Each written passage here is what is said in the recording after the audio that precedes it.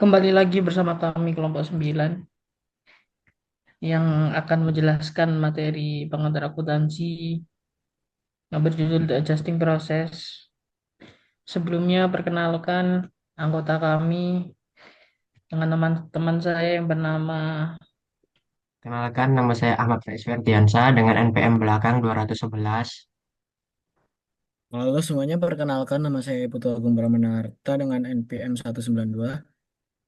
Halo, perkenalkan nama saya Muhammad Nafal Jafir dengan NPM terakhir 431.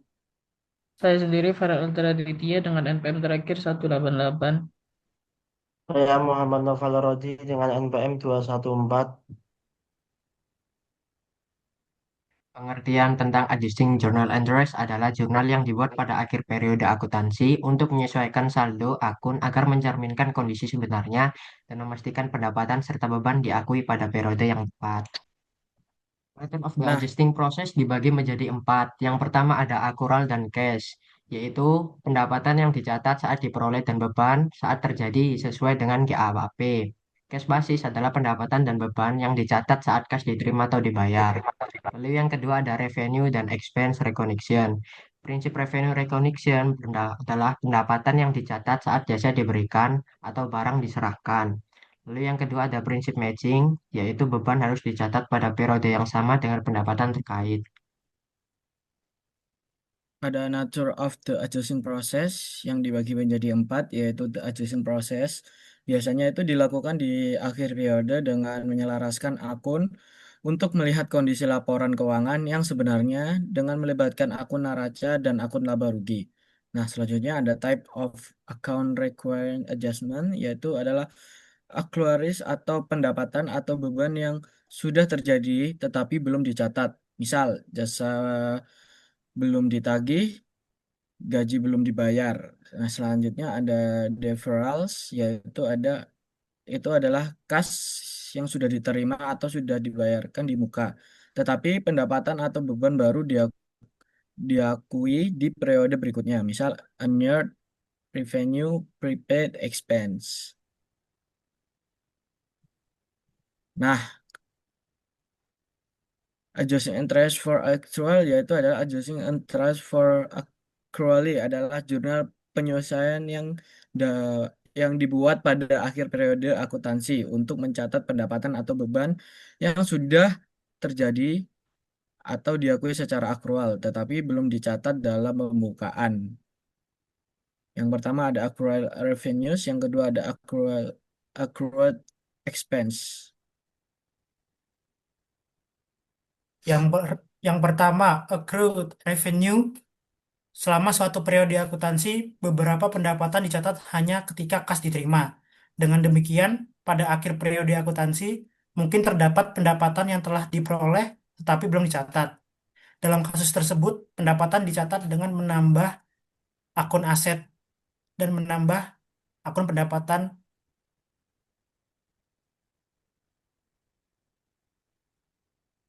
Accrued expenses beberapa jenis jasa yang digunakan untuk menghasilkan pendapatan dibayar setelah jasa tersebut dilakukan. Misalnya beban upah dikeluarkan per jam, tetapi hanya dibayarkan setiap hari, mingguan, 2 mingguan, atau bulanan. Pada akhir periode akuntansi, jumlah pos-pos yang masih harus dibayar tersebut merupakan beban dan liabilitas.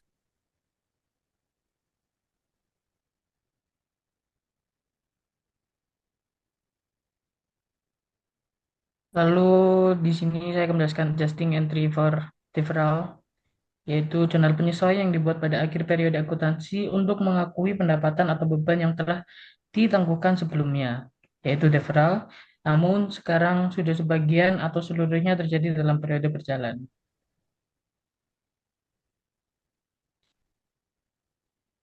Unearned revenue, pendapatan yang telah diterima oleh perusahaan, tetapi barang atau jasa yang jadi kewajiban perusahaan belum diberikan atau dilakukan.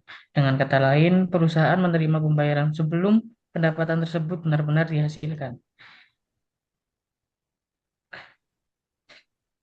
Lalu ada prepaid expense, beban yang susah, beban yang sudah dibayar oleh perusahaan di muka sebelum barang atau jasa tersebut benar-benar diterima atau digunakan.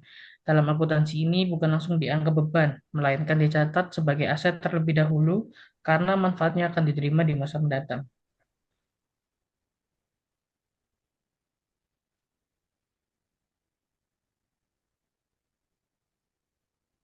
Nah, selanjutnya ada adjusting entries for depreciation, yaitu aset tetap atau fixed asset adalah sumber daya yang berwujud yang dimiliki dan digunakan perusahaan dalam jangka panjang seperti tanah, gedung, dan peralatan. Aset ini digunakan untuk menghasilkan pendapatan, namun sering waktu atau kecuali tanah nilainya menurun karena kehilangan kegunaannya.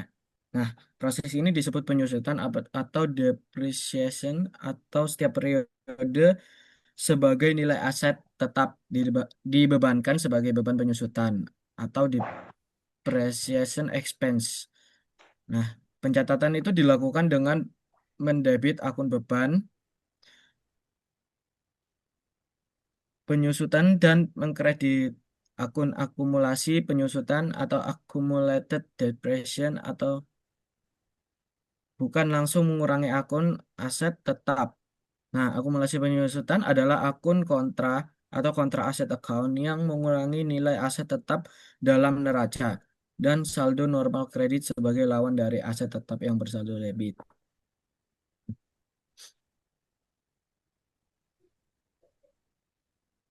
Sekian dari pembahasan Nah, kami. Semoga teman-teman yang mendengarkan paham. Terima kasih.